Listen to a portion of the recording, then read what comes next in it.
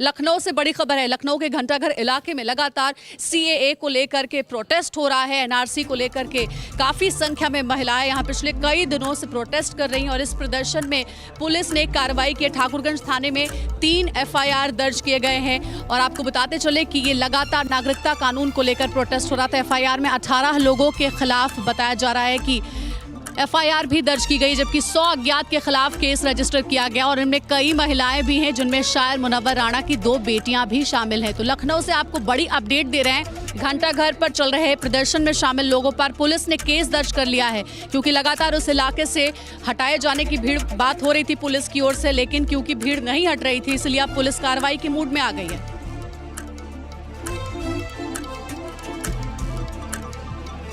और हमारे सहयोगी ने मुनव्वर राणा की बेटियों से बातचीत की है। मनीष की बातचीत सुनिए। लखनऊ में सीएए को लेकर विरोध हो रहा है और उस विरोध में घंटाघर पर बहुत सारी महिलाएं जमा हैं। 5 दिन से विरोध चल रहा है। उस विरोध का हिस्सा रही हैं सुमैया राणा, मशहूर शायर मुनव्वर राणा साहब के परिवार से हैं। मैम, एफआईआर दर्ज हुई है, मुकदमा दर्ज हुआ है, किस तरीके से देखें?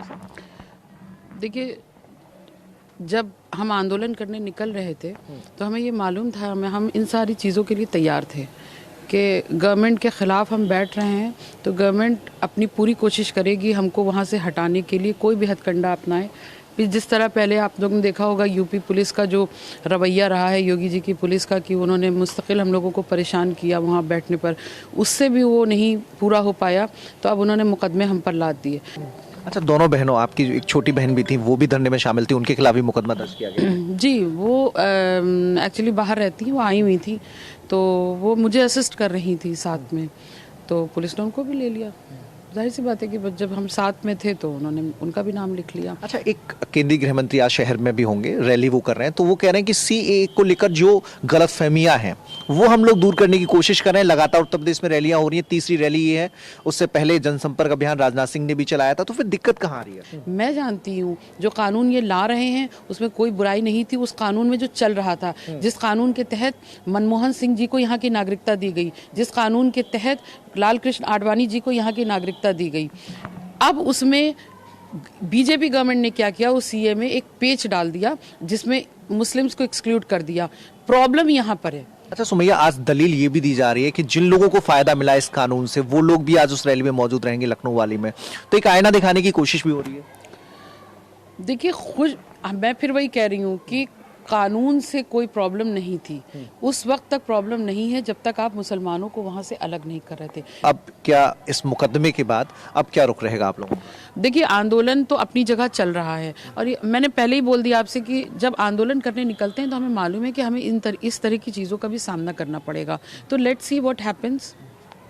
तो हौसले अभी भी बुलंद है, आंदोलन लगातार जारी रहेगा। हालांकि सरकार अपनी ओर से कोशिश कर रही है कि धरना खत्म हो, उसके लिए मुकदमे भी दर्ज कराए गए हैं, लेकिन लखनऊ के पुराने घंटाघर पर और गोमती नगर में जो महिलाएं धरने पर बैठी हैं वो अभी भी धरने का जारी रखे हुए हैं। कैमरा पर्सन सैनिल पाठक के साथ मनीष यादव, TV9 भारतवर्ष, लखनऊ।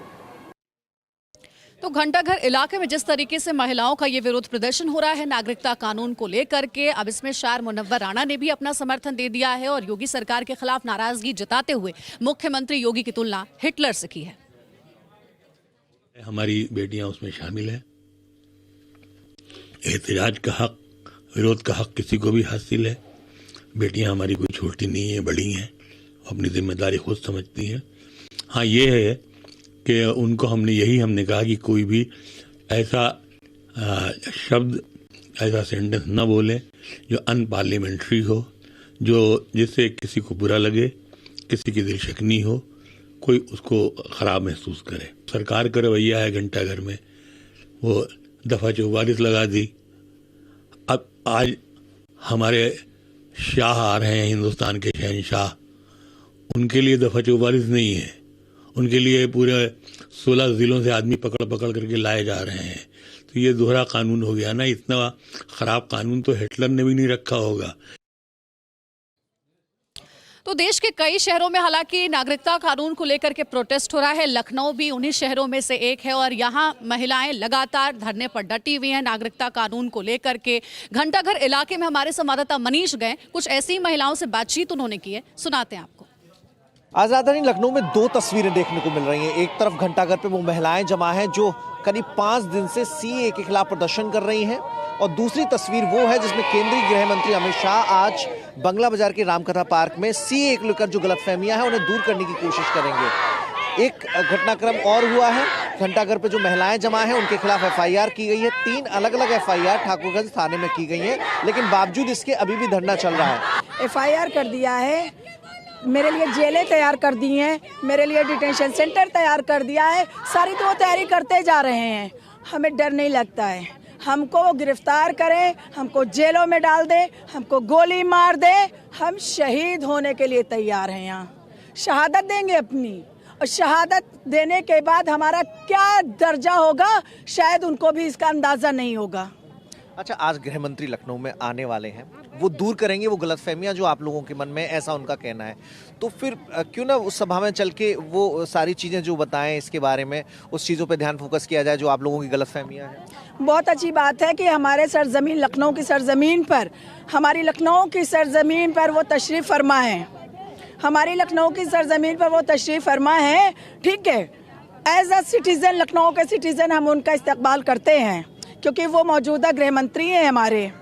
और आपके चैनल के माध्यम से मैं ये बताना चाहती हूँ, उनको ये मैसेज देना चाहती हूँ कि गृह मंत्री जी, अगर आपने कुछ ऐसा गलत काम, गलत कानून, गलत चीज़ें नहीं लाई हैं हमारे लिए, तो आप आइए, हमसे संवाद कीजिए, हमसे बातचीत कीजिए और हमको हमारे सवालों का जवाब दीजिए। भले मुकदमा दर्ज हो, धरना जारी रहेगा। बिल्कुल धरना जारी रहेगा। अब मुकदमा से डर नहीं लगता है, डर खत्म हो गया।